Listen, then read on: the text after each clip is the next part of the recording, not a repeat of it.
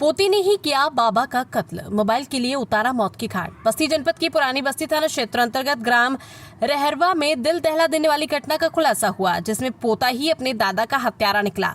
अपर police अधीक्षक OP Singh ने press वार्ता कर पूरी घटना की जानकारी दी। हत्या में पोते के साथ उसका मित्र अजरुद्दीन भी शामिल था। पुलिस की जांच में सामने आया कि मृतक रमापति पांडे किराए के मकान में अपने पोते के साथ रहते थे। बीते 4 अगस्त को पोते ने मोबाइल दिलाने की जिद की थी, जिस पर दादा ने उसे डांटते हुए उसकी मां को गाली दे दी। ये बात पोते को नागवार गुजरी और उसने गुस्से में आकर लोहे की पाइप से अपने दादा पर हमला कर दिया। इतना ही नहीं, पोते के साथ मौजूद उसके मित्र अजरुद्दीन ने भी ईंट का टुकड़ा उठाकर रमापति पांडे पर वार कर दिया, जिससे घटनास्थल पर ही उनकी मौत हो गई। पुलिस ने मामले की छानबीन करते हुए चैनपुरवा ओवरब्रिज के पास से अजरुद्दीन को गिरफ्तार कर लिया। पूछताछ में दोनों आरोपियों ने अपना अपराध स्वीकार कर लिया। पुलिस ने हत्या में इस्तेमाल किए गए लोहे की पाइप, खून से सना ईंट का टुकड़ा और अन्य सामान भी बरामद कर लिया। बताया जा रहा है कि बाबा और पोते के बीच अक्सर पैसों को लेकर कहासुनी होती रहती थी, लेकिन इस बार मामूली झगड़ा जानलेवा साबित हुआ। इस सनसनीखेज हत्याकांड का खुलासा पुरानी बस्ती थाना अध्यक्ष महेश सिंह, स्वाट प्रभारी व एसएसजी टीम की संयुक्त कार्रवाई में संभव हो सका। पुलिस अब बाल अपचारी को किशोर न्याय बोर्ड के समक्ष पेश कर विधिक कार्रवाई में जुटी है। गई है और मकान आपका है, मतलब कैसा क्या मामला हुआ है? हत्या कैसे हुई? हत्या का कारण तो पता नहीं, लेकिन वो हमारे मकान में किराएदार थे। उनका नाम रमापति पांडे। वो अपने नाती के साथ यहाँ पे रहते थे। कितने दिनों से रहते थे? पिछले जुलाई। क्या थे जो यहाँ जो किराएदार थे, ये क्या थे? रिटायर्ड फौजी थे। उनका परिवार यहाँ पे नहीं रहता? उनकी पत्नी दिवंगत हो चुकी हैं और बेटा और एक बहू यहाँ रहते हैं बेंगलुरु में। वो केवल नाती के साथ यहाँ पे रहते थे। कैसे आपको जानकारी मिला? मैं तो 6 बजे आया हूँ घर पे, तो जानकारी मिली कि उनकी घर पे पता चला कि उनकी हत्या हो गई है। हत्या का पहले मतलब कौन देखा वारदात पे? उनका नाती ही देखा मौके वारदात पे। कितने लोग रहते थे इस मकान में? 2 लोग केवल। ये मकान आपका है? जी। क्या नाम है आपका? आनंदवर्धन मित्र। एड्रेस का पड़ता है ये महुड़ा संजय कॉलोनी। ठीक।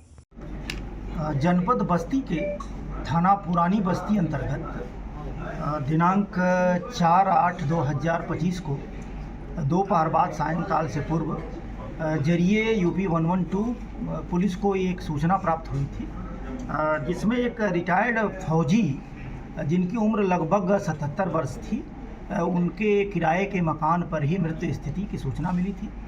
प्राप्त सूचना के आधार पर तात्कालिक रूप से पीआरबी के साथ साथ स्थानीय थाना एवं उच्चाधिकारियों के स्तर से मौका मुआयना किया गया था। फोरेंसिक की टीम पहुंची थी।